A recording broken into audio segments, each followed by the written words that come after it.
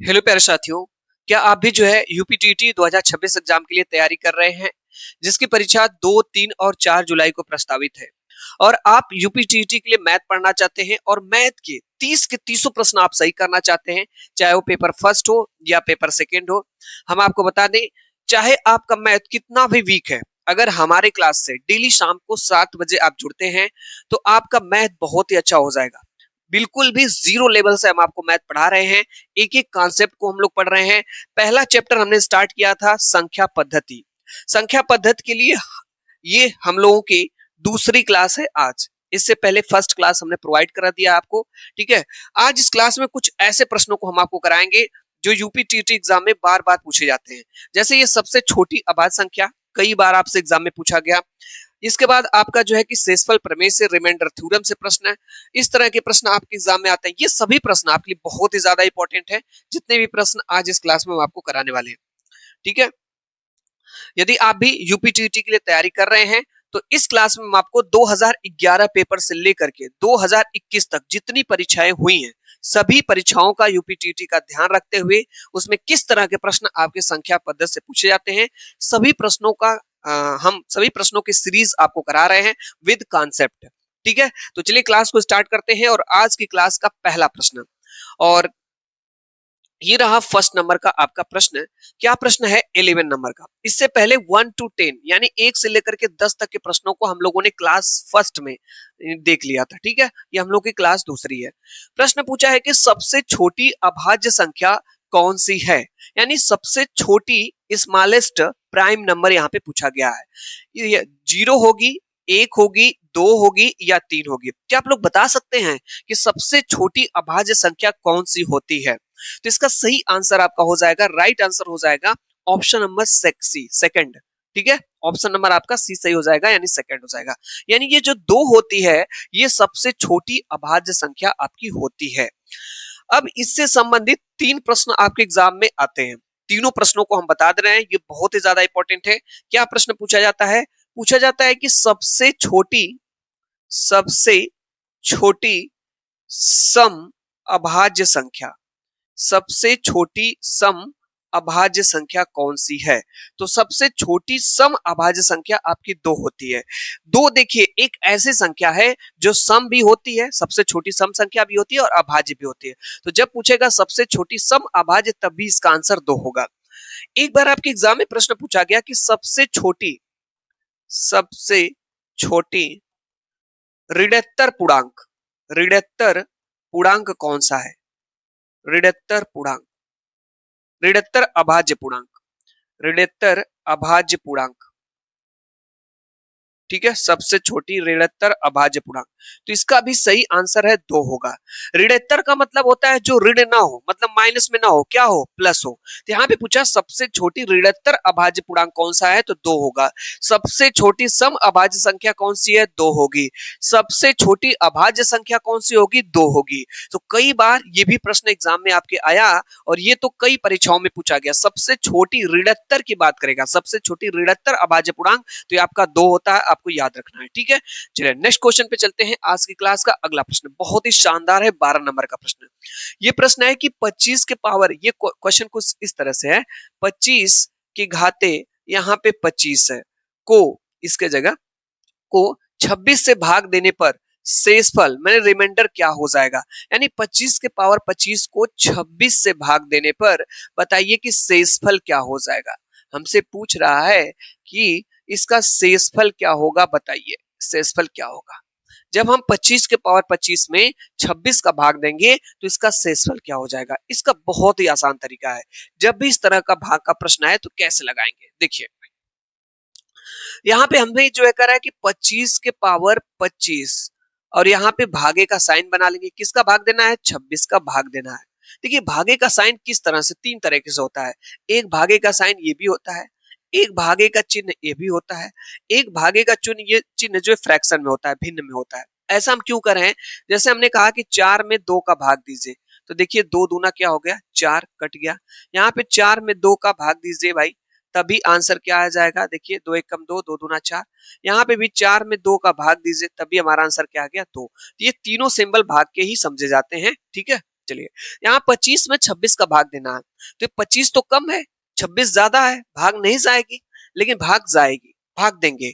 कैसे देंगे? यहाँ लिखेंगे 25 सर, और इसमें भाग देनी है हम लोगों को सर 26 से भाग देनी है।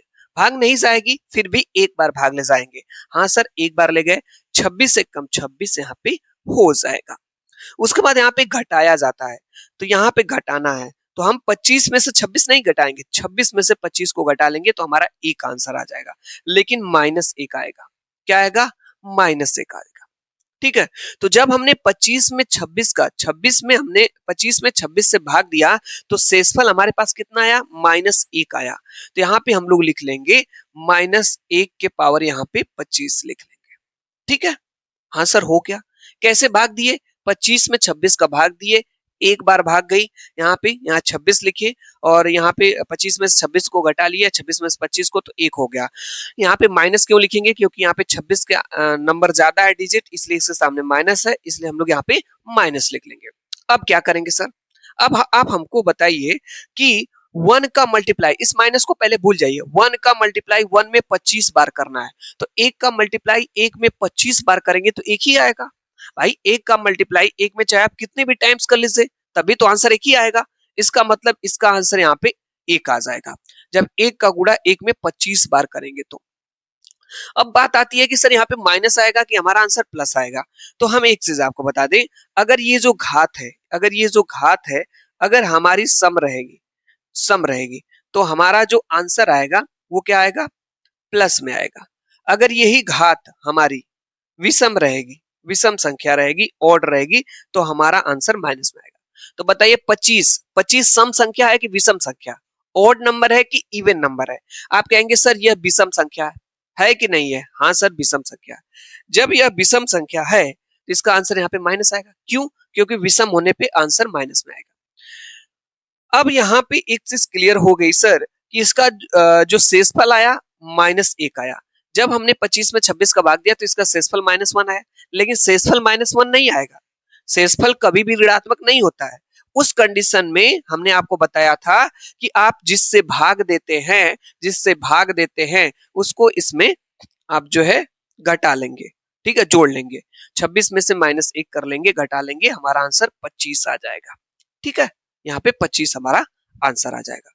देखिए जो हमारा शेषफल था -1 आया था, लेकिन हमें पता है कि शेषफल ऋणात्मक नहीं होता है, कभी भी ऋणात्मक नहीं होता है, तो हम इसको धनात्मक बनाने के लिए जिससे भाग देते हैं उसी में से इसको हटा लेंगे, तो 26 में से -1 आएगा तो हमारा 25 आंसर आ जाएगा, यानी शेषफल 25 हो जाएगा। इस तरह से इसको हम लोग लगा लेंगे। ठीक है, चलिए एक क्वेश्चन मैं दे रहा हूं आप लोगों को, इस तरह का आप लोग लगा के हमको जरूर कमेंट्स में बताइएगा। ठीक है, चलिए भाई एक क्वेश्चन यहाँ पे हम दे रहे हैं जी। जैसे हमने यहाँ पे दिया 37 के पावर 42 भागे 38, इसका आंसर आप लोग बताएंगे कि इसका शेषफल क्या हो जाएगा। 37 के पावर 42 भागे 38, इसको कमेंट्स में आपको लगाना है। नेक्स्ट क्वेश्चन पे चलते हैं। शानदार प्रश्न है कि यदि किसी संख्या को 121 से विभाजित किया जाता है तो शेषफल 25 प्राप्त होता है। यदि उसी संख्या को 11 से विभाजित किया जाए तो शेषफल क्या हो जाएगा। बहुत ही अच्छा प्रश्न है, और इस तरह का प्रश्न आपकी यूपीटीटी एग्जाम में हर बार पूछा जाता है नंबर सिस्टम से। इसका बहुत ही हम सिंपल तरीका आपको बता रहे हैं। देखिए जब इस तरह का प्रश्न आता है तो इसमें 2 बार भाग देने की बात की जाती है। देखिए कितनी बार बात की जाती है? 2 बार। देखिए कहाँ पे कह रहा है, यदि किसी संख्या को 121 से विभाजित करने पर, मतलब भाग भाग दिया जाए तो शेषफल 25 होता है। यदि उसी संख्या को 11 से विभाजित किया जाए, 2 बार बात की गई कि नहीं की भाग की? एक बार यहाँ पे कही गई भाग की बात करी है, एक बार यहाँ पे भाग की बात की गई है। तो चलिए देखते हैं, इसको लगाने का प्रयास करते हैं। यहाँ पे कह रहा है किसी संख्या को, तो मान लीजिए कोई संख्या x है और इसमें किसका भाग देने की बात कर रहा है? 121 के, तो 121 का भाग दे लेंगे। जैसे जैसे प्रश्न कह रहा है वैसे वैसे इसको लगाइए, आप आराम से लगा लेंगे। कहा किसी संख्या को 121 से विभाजित करिए, भाग दीजिए, तो हमने कोई संख्या x मान लिया और इसमें 121 से भाग दिया, तो कह रहा है भाग दिया जाता है तो शेषफल 25 प्राप्त होता है। जब इसका इसमें भाग दिया जाता है तो यहाँ पे हमें शेषफल मिलता है, ये शेषफल मिलता है हमारे पास 25 मिलता है। शेषफल कितना मिलता है भाई? शेषफल 25 मिलता है। हाँ सर हो गया। फिर कह रहा है कि उसी संख्या को, यानी यही जो संख्या है इसी संख्या को 11 से विभाजित करने पर, इसी संख्या को 11 से विभाजित करने पर शेषफल कितना होगा। कह रहा है भाग देने पे ये शेषफल कितना होगा यही पूछ रहा है। अब देखिए हम बता रहे हैं क्या करना आपको है। जब भी प्रश्न में 2 बार भाग की बात किया जाए, कितनी बार, 2 बार भाग की बात किया जाए और सेम संख्या में भाग दिया जाए, जो संख्या यहाँ पे है वही संख्या यहाँ पे, क्यों, क्योंकि कह रहा है कि उसी संख्या में, जहां पे इस संख्या में भाग रहे थे कहते उसी संख्या में 2 बार भाग की बात किया जाए और सेम संख्या में भाग दिया जाए, तो आपको आंसर निकालने के लिए दूसरे वाले इसका शेषफल का आप एक काम कर लिया करिए, इसका इसमें भाग दे लिया करिए, आपका आंसर आ जाएगा। क्या कर लेंगे, इसके भाजक से इसके शेषफल में भाग दे लेंगे, इसके भाजक से इसके शेषफल में भाग दे लेंगे। कब दे लेंगे, जब 2 बार भाग देने की बात की जाए और संख्या आपकी क्या हो, सेम हो, क्या हो, सेम हो वही संख्या। तो इसके भाजक से इसके भागफल में भाग दे लेंगे, तो जो आंसर मिलेगा वही आपका शेषफल हो जाएगा। तो चलिए भाई 11 का 25 में कहीं पे भाग दे लेते हैं, 25 में 11 का भाग देंगे तो 11 दूना 22 हो जाएगा, यहाँ पे 3 आ जाएगा, शेषफल क्या आ जाएगा, यहाँ पे 3 आ जाएगा। इसका मतलब जब 11 का 25 में भाग दिए तो ये हमें आंसर क्या मिला, यहाँ पे हमें आंसर मिला 3 आंसर मिला। कितना आंसर मिला, 3, यही इसके जगह हो जाएगा। ठीक है, देखिए यहाँ पे 3 शेषफल मिला कि नहीं, तो finally option number A is the correct हो जाएगा। ठीक है, बहुत आसान प्रश्न है, फिर से एक बार बता दे रहा हूँ, रिपीट कर दे रहा हूँ, क्योंकि इस तरह का प्रश्न यूपीटीटी में कई बार पूछा गया है। जब भी प्रश्न में 2 बार भाग की बात किया जाए और सेम संख्या में भाग दिया की बात किया जाए, पहले का शेषफल दिया हो, दूसरे का शेषफल पूछ रहा हो, तो दूसरे वाले भाजक से इस वाले शेषफल में, दूसरे वाले भाजक से इस वाले शेषफल में भाग दे लेंगे, तो वाला शेषफल आपको मिल जाएगा जो यहाँ पे हो जाएगा। ठीक है, समझ में बात आ गई होगी। नेक्स्ट चलते हैं, ये लीजिए शानदार प्रश्न, प्रथम 20 प्राकृतिक संख्याओं का योग क्या होगा। अब बता सकते हैं आप लोग क्या, कि प्रथम 20 प्राकृतिक संख्याओं का योग क्या होगा। चलिए भाई प्रयास करिए, देखिए, बहुत ही अच्छा। देखिए कैसे लगाएंगे इसको, इसका एक सूत्र है, एक फार्मूला आपको बता दे रहा हूं। जब भी कहे विषम संख्याओं का योग, विषम संख्याओं का योग निकालना हो तो उसका एक फार्मूला होता है संख्या का स्क्वायर। बस याद कर लीजिए, आपका क्वेश्चन लग जाएगा। जब भी आपसे कहे विषम संख्याओं का योग निकालने के लिए, तो जो अंतिम संख्या होगी उसका आप स्क्वायर कर दिए, जितनी संख्याएं होंगी उसका आप स्क्वायर कर देंगे। तो यहां से क्या कह रहा है हमें, यहां हमको क्या कह रहा है, कह रहा है कि प्रथम 20 प्राकृतिक संख्याओं का योग बताइए। तो यहाँ पे यन का मान कितना हो जाएगा, यन का मान 20 रख लेंगे। तो चलिए भाई 20 रख ले, 20 का स्क्वायर कर लिए, मतलब 20 का 20 में 2 बार गुणा, तो 20 गुणे 20 कर लेंगे, 20 गुणे 20, 2 दूना कितना हो जाएगा, 4 हो जाएगा, एक जीरो यहाँ, एक जीरो यहाँ पे, 2 को 0, तो यहाँ पे आंसर हो जाएगा हमारा, यहाँ पे क्या हो जाएगा, आंसर। तो जब आप 1 से लेकर के यहाँ पे करा कि प्रथम 20 प्राकृतिक संख्याओं का जब योग करेंगे, जब आप जोड़ेंगे तो यही 400 आ जाएगा, हमारा आंसर ये हो जाएगा। तो जब भी प्रश्न में विषम संख्याओं के योग की बात करें, वहां पे आप ये वाला फार्मूला लगा देंगे, एन स्क्वायर, संख्या 20 थी, 20 का स्क्वायर कर लिए, 400 आंसर हमारा आ जाएगा।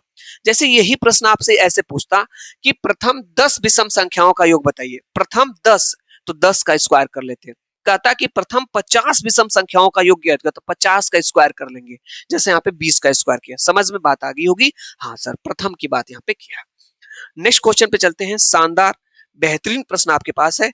यहाँ पे देखिए, कह रहा है कि संख्या इतने में 9 का स्थानीय मान और अंकित मान का अंतर होगा। बहुत आसान प्रश्न है, स्थानीय मान आप बचपन से निकालते होंगे, हाँ सर सीखे हैं स्थानीय मान। तो चलिए भाई 55, 93 और 87 में किसका पूछ रहा है, 9 का, तो 9 का निकाल लेते हैं, या 9 गुणे ऐसे लिख लेंगे, रेडी हो जाएंगे। हाँ सर, ये है इकाई, फिर ये है दहाई, ये है सैकड़ा, ये है हजार प्लेस पे। तो 9 किस प्लेस पे है, 1000 प्लेस पे, 1000 पे, तो यहाँ पे 1000 का इसमें गुणा कर देंगे, तो कितना हो जाएगा, 9 एकम 9 हो जाएगा, 3 को 0 है, 3 को 0 बढ़ा लेंगे, स्थानीय मान निकल गया। यह स्थानीय मान हमारा निकल गया। अब पूछ रहा है हमसे अंकित मान। तो अंकित मान क्या होता है, जिसका पूछा जाए वही उसका अंकित मान होता है। अंकित मान और जो जातीय मान होता है दोनों सेम होता है प्रश्न में। अगर आपसे किसी प्रश्न में किसी भी अंक का अंकित मान पूछे या जाति मान, तो खुद वही होता है। जैसे यहाँ पे 9 का पूछा है तो 9 होगा, ठीक है, तो इसका अंकित मान कितना हो जाएगा, अंकित मान हमारा हो जाएगा यहाँ पे 9 हो जाएगा। हो गया। अब यहाँ पे कह रहा है कि अंतर करिए, अंतर मतलब घटाना करिए। स्थानीय मान यहाँ निकाल लिए 9000, अंकित मान यहाँ पे 9 आ गया, फिर कह रहा है इसका अंतर करिए, अंतर मतलब घटाइए, तो 9000 में से आपको 9 घटा देना है, ठीक है, घटाना है। तो 10 में से 9 जाएगा, यहाँ पे 1 होगा, यहाँ पे 9 होगा, यहाँ पे 9 होगा, यहाँ पे 8 हो जाएगा, ये उसको हासिल देता गया है 8991, ये हमारा अंतर आ जाएगा। क्या आ जाएगा? अंतर। ये right answer option number B correct है। तो इस तरह का प्रश्न आ जाता है, और याद रखिएगा आप लोग, अंकित मान और जाति मान सेम होता है, ठीक है। चलिए भाई नेक्स्ट क्वेश्चन पे चलते हैं। ये लीजिए आपके पास अगला प्रश्न, बेहतरीन प्रश्न है, सभी प्रश्न आपके लिए इंपॉर्टेंट है। मैं कह रहा हूं भाई क्लास छोड़ करके मत जाइएगा, क्योंकि एक एक प्रश्न आपको करा रहा हूं। जिस तरह का प्रश्न आपकी यूपीटीटी परीक्षा में पूछा जाता है, इस तरह के प्रश्न लगातार जितनी भी परीक्षाएं हुई हैं उन पेपर्स में प्रश्न आते रहते हैं आपकी है। प्रश्न यहाँ पे है कि निम्नलिखित में से कौन सी संख्या 9 से पूरी तरह से विभाज्य है, यानी डिविजिबल है। इन चारों में से कौन सी ऐसी संख्या है जो 9 से आपकी विभाज्य है, मतलब 9 से पूरी तरीके से कट जाएगी भाग देने पे। कैसे लगाएंगे? कैसे लगाएंगे? कहेंगे सर 9 का कोई रूल है क्या? हाँ, देखिए विभाजता का नियम है, कोई संख्या 9 से कट जाएगी, उसका नियम होता है कि सभी संख्याओं को जोड़ लीजिए, जितनी भी संख्याएं हैं सबको जोड़ लीजिए, एक एक संख्याओं को जोड़ करके उसमें 9 का भाग दे लीजिए। क्या करना है भाई? 9 का नियम क्या है? 9 का रूल क्या? आप लोग बताइए। आप कह रहे हैं कि सर सभी संख्याओं को जोड़ लीजिए और फिर उसमें किसका भाग दे लीजिए? 9 का भाग दे लीजिए। तो चलिए भाई सभी संख्याओं को जोड़ते हैं। यहाँ पे क्या है? 4, 4 और 5 9, 9 और 3 12, 12 और 6 18, 18 और 2 20, सबको जोड़ लिए ना। और इस 20 में 9 का भाग दे करके देखिए ये कट जा रहा है कि नहीं? 9 दूना 18, नहीं कटेगा, इसका मतलब ये संख्या 9 से नहीं कैंसिल होगी। ए वाला ऑप्शन कैंसिल हो गया। चलिए बी वाले को चेक करते हैं। 7 और 2 9, 9, 9 और 0 9 ही होगा, 9 और 6 15, 15 और 3 18। क्या 18 में 9 का भाग दे करके देखिए, क्या 18 9 से कट जाएगा? हाँ सर, 2 बार में कट जाएगा, टेबल में आएगा ये 9 दूना 18। इसका मतलब यही वाली संख्या 9 से विभाज्य हो जाएगी। तो 9 से विभाज्यता का रूल यही है, सबको जोड़ लीजिए फिर 9 का भाग दे करके देखा जाता है। अच्छा इसको भी चेक कर लेते हैं। 1 0 1 ही होगा, फिर 1 ही होगा, और यहाँ पे 8 8 और 1 9, 9 और 2 11, 11 9 से नहीं कटेगा, कैंसिल हो जाएगा। देखिए 6 5 11, 4 15, 2 17। अच्छा भाई 6 5 11, 11 4 15, 15 2 17, 17 और 1 18। अच्छा ये भी तो कैंसिल हो जा रहा है। अच्छा इसमें 2 ऑप्शन हो गया, तो ये भी सही हो सकता है आपका। 6 5 11, 11 और 4 15, 15 2 17, 1 18, ये भी सही हो सकता है, ठीक है। चले भाई, तो बस आप 9 का रूल समझ लीजिए, जो 9 का नियम है वही 3 का भी नियम होता है। कोई संख्या 3 से कटेगी उसका भी नियम वही होता है, सबको जोड़ लीजिए फिर 3 का भाग दे दीजिए, ठीक है। चलिए भाई नेक्स्ट क्वेश्चन पे चलते हैं। ये देखिए शानदार प्रश्न है। संख्या 213, ये दिया है 213 के पावर 754 का इकाई अंक मतलब यूनिट डिजिट क्या हो जाएगा? ठीक है, कह रहा है कि 213 के घाते 754 का इकाई का अंक क्या हो जाएगा। तो देखिए इकाई का अंक कैसे निकालते हैं, अगर दे दिया जाएगा आपको और कहेगा इसमें इकाई का अंक बताइए, तो कैसे निकालते हैं? तो इकाई का अंक निकालने के लिए क्या करना होता है, ये जो घात दी गई रहती है, ऊपर जो घात दी गई रहती है, इस घात में आपको 4 का भाग देना होता है। किसमें? इस घात में आपको 4 का भाग देना होता है, और फिर इसका आपको शेष पता करना रहता है, ठीक है। इसमें तो घात में 4 का भाग देंगे और शेष को पता करेंगे कि शेष क्या है। तो चलिए भाई 754 में हम लोग क्या करते हैं, 4 का भाग देते हैं। तो देखिए 4 एकम 4 हो जाएगा, 3 हो जाएगा, यहाँ पे उतार लेंगे 5 होगा, फिर 4 वाटे 32 हो जाएगा, यानी 32 हो जाएगा। फिर यहाँ पे क्या हो जाएगा, हमारे पास 3 हो जाएगा, इसको उतार लेंगे, यहाँ पे 4 हो जाएगा, फिर 4 वाटे 32 हो जाएगा। हाँ सर 8 बार ही हो जाएगा, ठीक है। चलिए भाई कितना बचेगा, यहाँ पे 2। तो हमें शेष की ही जरूरत थी, ठीक है। इसमें घात में 4 का भाग देकर के हमको शेष पता करना रहता है। शेष मिल गया हमको, हाँ सर शेष मिल गया। तो शेष कितना है, 2 यहाँ पे शेष है हमारा, ठीक है। यहाँ पे संख्या 2137 थी, ठीक है। अब आप हमको ये बताइए, हमको क्या निकालना है, यहाँ पे इकाई का अंक ही पता करना है ना। बताइए इसमें इकाई का अंक कौन है? इसमें कहेंगे सर इसमें इकाई का अंक 7 है, यहाँ पे 7 था, तो 7 को ही बस लेंगे और सबको छोड़ देंगे, इन सभी तीनों को छोड़ देंगे। पावर, अब जब इसमें हमने 4 का भाग दिया है तो हमको शेष चाहिए। यहाँ पे क्या चाहिए? यहाँ पे शेष। तो शेष कितना मिला है? 2। यही शेष यहाँ पे रख लेंगे। तो 7 का मल्टीप्लाई 7 में, मतलब 7 का मल्टीप्लाई 7 में 2 टाइम्स है। तो चलिए कर लेते हैं। 7 7 जा 49 हो जाएगा। अब इस 49 में सिर्फ हमको किसकी जरूरत है? इकाई के अंक की जरूरत है। इकाई का अंक यहाँ पे 9 हो जाएगा। Right answer option number D हो जाएगा। कुछ नहीं करना है। जो भी इस तरह का प्रश्न है, जो घात वाला प्रश्न आता है, उस घात वाले प्रश्न में 4 का भाग दिया करिए, फिर उसका शेष पता कर लिया करिए। और इस पूरी संख्या में हमको इकाई की जरूरत थी, तो बस इकाई का अंक 7 है और यहाँ पे जो इसका शेष मिल गया 2 मिल गया। बस सॉल्व कर लेंगे, हमारा आंसर यहाँ पे आ जाएगा। ठीक है, चलिए नेक्स्ट क्वेश्चन पे चलते हैं। ये लीजिए शानदार प्रश्न, बेहतरीन प्रश्न आपके पास है। चलिए देखते हैं प्रश्न क्या है यहाँ पे कि 2 अंकों की एक संख्या के अंकों का योग 9 है। यदि संख्या में 27 जोड़ दिया जाए तो अंकों के स्थान पलट जाते हैं, तो वह संख्या क्या हो जाएगी? 45 होगी, 36, 63 या 27 होगी? देखिए, जब भी प्रश्न इस तरह का आता है यूपीटीटी एग्जाम में, तो ये कई बार प्रश्न आपके एग्जाम में आया। मैं आपको बता दूं, इस तरह का प्रश्न जब अंकों से संबंधित प्रश्न दे दे, संख्याओं से, कि संख्याओं को पलट दिया जाता है तो ये संख्या बन जाती है, वो संख्या बन जाती है, तो इस तरह के प्रश्नों को आप ऑप्शन से लगाया करिए। ऑप्शन से लगाना बहुत आसान होता है, बहुत ही आसान होगा। ठीक है, कैसे पता चलेगा? यहाँ देखिए, यह संख्या में अंकों का योग इतना है, संख्या को पलट दिया जाता है तो ये हो जाती है संख्या। ऑप्शन से लगाएंगे हम। कह रहा है कि 2 अंकों की एक संख्या के अंकों का योग कितना है? 9 होना चाहिए। तो चलिए भाई पता करिए इनके अंकों का योग 9 है कि नहीं। 5 और 4 9, इसका मतलब ये सही है। 6 और 3 9, ये भी सही है। 6 और 3 9, ये भी सही है। 7 और 2 9 सही है। इसका मतलब ये जो पहला स्टेटमेंट दिया है प्रश्न में, ये पहला स्टेटमेंट सही है सबके लिए।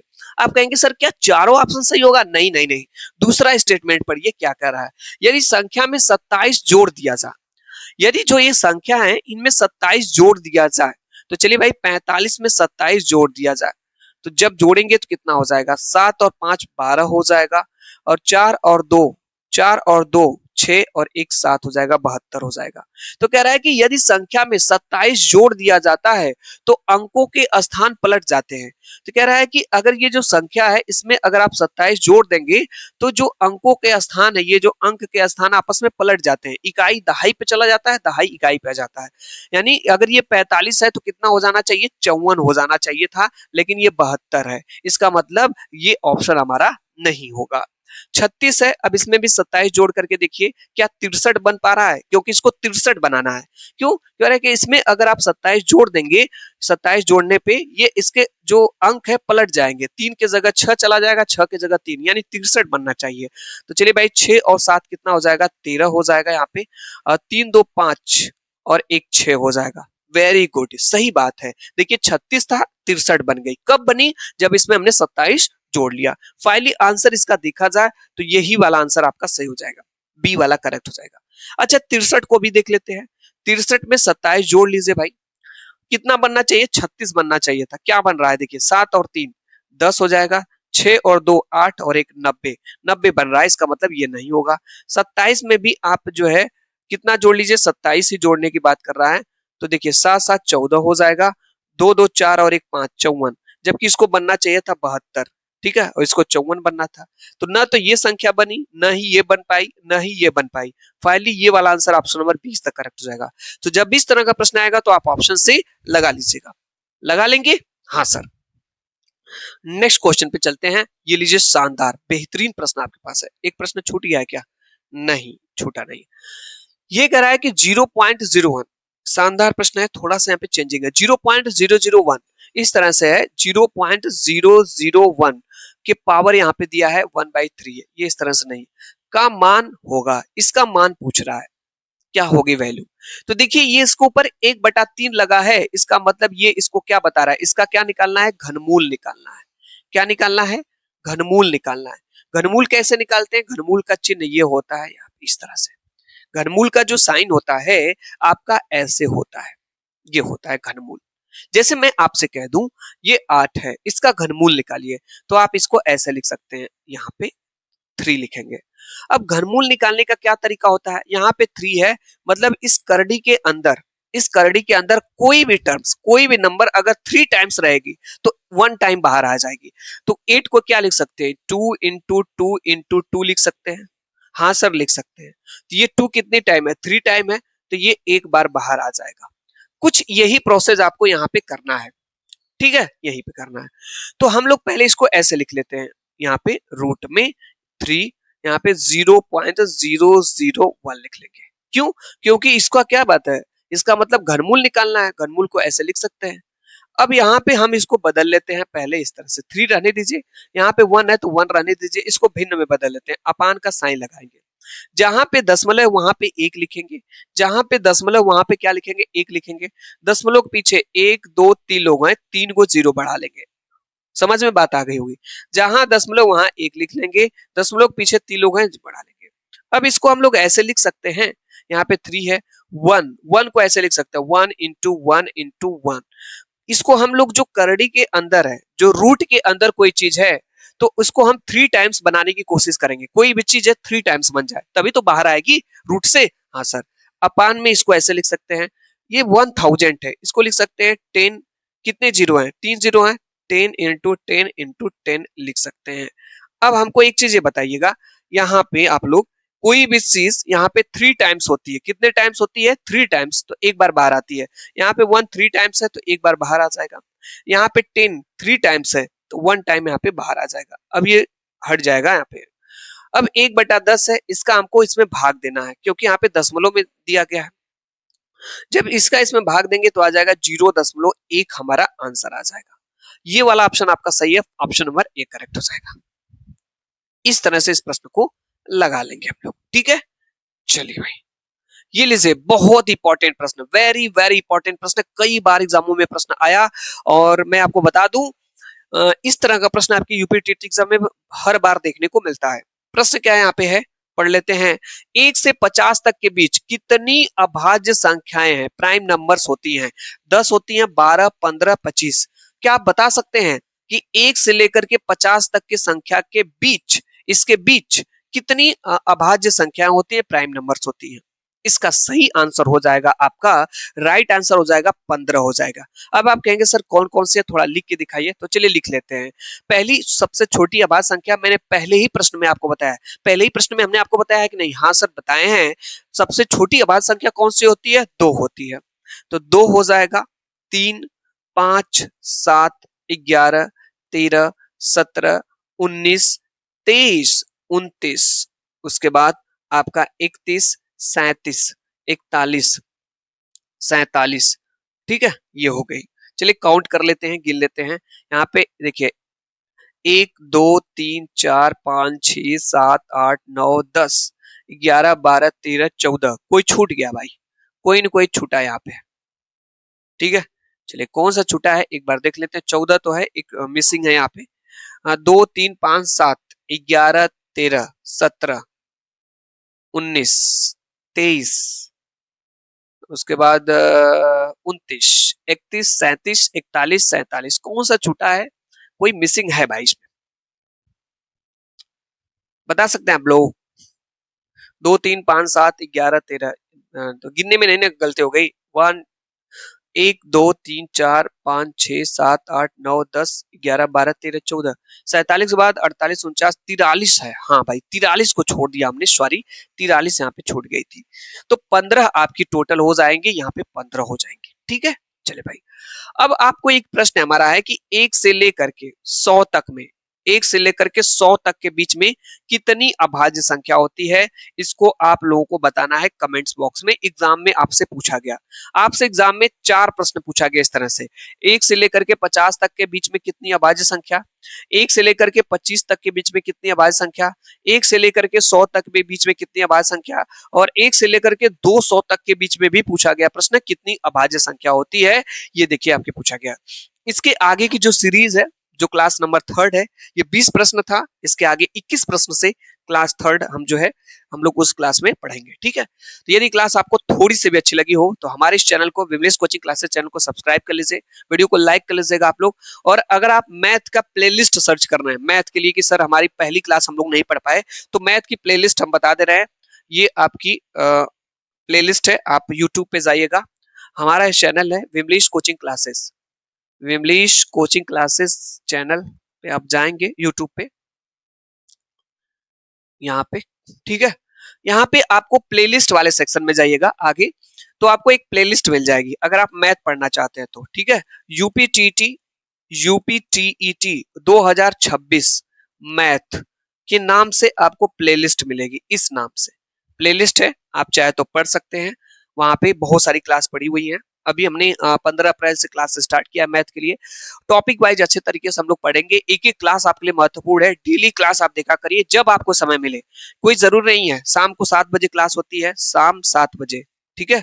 और अगर आप इस क्लास शाम 7 बजे नहीं देख पा रहे हैं, ठीक है, तो आपको जब समय मिले, ठीक है, आप जाइए प्लेलिस्ट वाले सेक्शन में ओपन करिए, आप जा करके अच्छे तरीके से पढ़ लीजिए और एक अच्छा सा नोट्स भी बनाइए। जहां पे कोई नई जानकारी मिले, नया क्वेश्चन मिले, उसको आप जरूर नोट करिए, ठीक है। और इसके बाद शाम को आपकी क्लास है 8 बजे पर्यावरण की क्लास होती है और शाम को 9:30 बजे हिंदी की क्लास और उसके बाद सीडीपी की क्लास होती है, ठीक है। क्लास देखने के लिए आप लोगों का बहुत बहुत धन्यवाद। Thank you so much. खुश रहिए, मस्त रहिए और अपने जीवन में आगे की तरफ बढ़ते रहिए। आप लोग अच्छे तरीके से यूपीटीटी की तैयारी करते रहिए। डेफिनेटली यूपीटीटी एग्जाम आप आसानी से पास कर लेंगे। Thank you so much. Bye bye, next मिलते हैं।